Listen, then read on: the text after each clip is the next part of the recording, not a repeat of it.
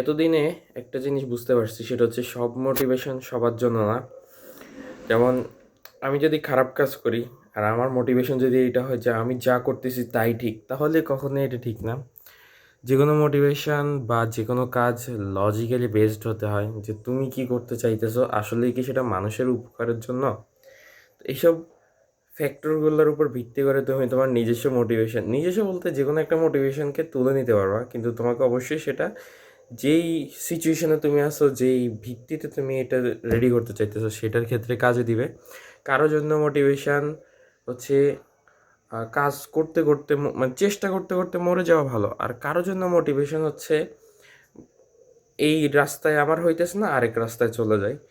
তো এটা নির্ভর করবে তুমি কোন কাজ করতেছো, কিভাবে কাজ করতেছো, বা তোমার স্টাইলটা কি, তোমার সাথে কোনটা যায়, তুমি কোন রাস্তা দিয়ে হাঁটতে চাইতেছো, এরকম ক্ষেত্রে আর কি।